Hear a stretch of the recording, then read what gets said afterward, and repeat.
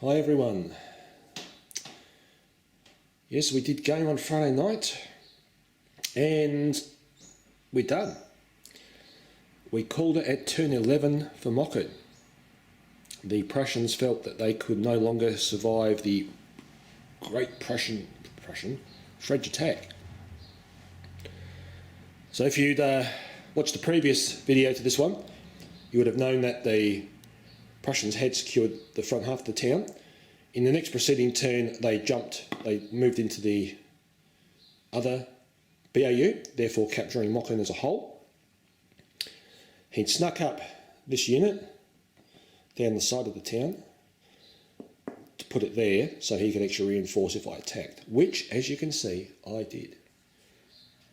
So probably about turn 10, I launched my assault into the village, just with my line, supporting it with some grenadiers who were a little worn. A bit of damage on them, but so I couldn't get them in for the initial attack. Here we caused 7 casualties to 3, ejecting the Prussians, causing both the battalions to retreat, therefore sending them to falter. That's something we certainly found out, which we didn't do the previous turns with the French ejected. We forgot to put the falter marker on. Didn't quite compute. So fighting a multi-BAU when you reinforce, you lose poorly, you get 2 retreats, you get a falter. Pretty nasty. Taking a town in GDA2, damn hard. All about the bayonet. Unless you've got skirmishes, that's about all that can fire in, which I do have a wee problem with myself personally. Artillery is practically useless, but again, as I mentioned in the start, Prussian doctrine was to actually soften up the defences with artillery prior to launching a bayonet assault. So I'm not sure how we go about that. Definitely need to do something to change this. It is simply too hard to do. As you can see, the French didn't change, their left flank didn't do a lot, it just sat there. Oh, joy, dogs. French artillery on the hill remained stationary, continued to fire down here. As you can see, the Prussians have basically marched backwards. They went purely defensive and refused their entire flank to the French. French attack here. I didn't really see the need to put forwards orders on. We just went slow and steady. We came down the hill. I wanted to let the artillery, look, we had nearly 11 turns left in the game because we finished at turn 8, turn 9. I was quite happy to let my artillery just do the talking, just continue bombardment, soften up the Prussians, remove their artillery from the game, and then launch an attack if we had proceeded down the rest of the turns. In the last video you would have seen there was the remnants of Prussian cavalry here. They were on falter. Start of turn 9 he rolled a 180C and then he rolled 1. They broke. He had 1 retreating. It ended up causing a full dispersal of the entire, of all the cavalry for the advanced guard. So Kayser's advanced guard division ceased to exist. Total devastation on the Prussian left flank. Mostly due to the light cavalry here. So I kept the light cavalry coming forward. Prussians did have an artillery battery out here, but he never deployed it. He kept moving it backwards and moving it backwards. And at the end, when we finished the evening, I said to him, I said, "You did realise that was a horse battery?" And he looked at me blankly. He hadn't gone, considering it was attached to a cavalry division, he didn't play that particularly well because it probably would have caused me some damage as I came in. So what occurred here is there was, I'll come around again, this unit here was sitting out in front. I played post of honour because I needed the extra range to get the charge in, and I charged forward with my best unit, their Grenadier campaign. They'd had 6 casualties. Post only gives me 1 casualty, lets me take a casualty off. So they went from worn to unworn. Charged the cavalry.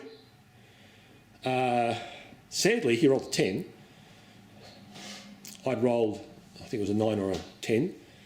We got a melee, which we easily won. We had significant dice there. So we beat them up, forced them to retreat.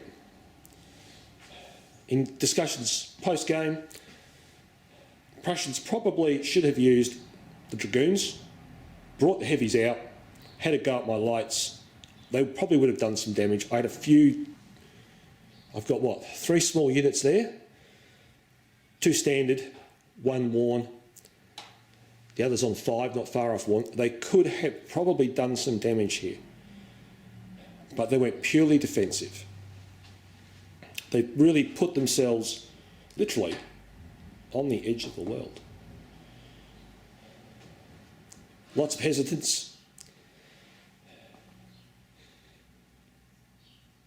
Prussians certainly didn't feel they could do anything. This Landwehr brigade almost went hesitant every turn. He couldn't get it going forward. Command and control just fell. One of the debates was the stand with me order. And I did put a post up which David kindly responded to, though I really wish it had been written a little better. It's a bit ambiguous. If you look at 7.3.1.1, as soon as you have a faltering brigade, prior to doing any taskings, you must put 180C with your CNC. Then you can do taskings. Therefore, stand with me is a tasking. Even though it is a CNC tasking, it's still a tasking requiring ADCs. Therefore, if your brigade is in disarray, you are technically not penalised for being in disarray because you can use all those 2 ADCs to put stand with me on. But if you've only got 2 and 1 is automatically allocated to the CNC, then you can't. Now, the division had 3 CNCs, he just didn't get them. I know it ignores divisional morale, as it states that, but in a sense it still can. My personal view is that 2 CNCs, 1 goes to CNC, or 2 ADCs, 1 goes to the CNC. If you still had the additional ADC, you had L3, you can see there's the 3 there. The other 2 could have been used to play stand with me because he had enough. Therefore, the divisional morale ADC is ignored. He doesn't make a dice roll, they go good straight away. It makes it harder for them to respond. Otherwise, there is no disarray in the brigade. They can really, it overrides the other rule of the faltering brigade. Not totally sold on that one. We'll see. We'll see if there's an errata on it. There seems to be some discussion on the forums about it, and the views are both sides. I will probably continue to play it the way I am playing it, for the simple fact. One thing I will say, and we've played a lot of these games now, the French, well, I won't say just French, artillery in general, you'll notice I've got casualties, 4, 4, 1, 4, pretty much all caused by me. Lots of fatigue casualties. Personally, I would have liked to see the fatigue casualty lowered, maybe to a 2 and 3, and perhaps if you constantly fire artillery assault every turn, the fatigue casualty option grows. So, for instance, I was firing assault fire with these 2 to 3 turns in a row if I can manage it, because they're my 12-pounders. Therefore, I would be placing more fatigue on that particular unit. Therefore, more chance of suffering a fatigue casualty. For instance, hypothetically, I roll a 7. I have been firing for, say, 3 turns on assault fire. Then my chance of doing a fatigue casualty is also 7. So I still may cause a casualty there, but I automatically get a casualty here. Just an idea. Food for thought. Skirmishes, very brittle.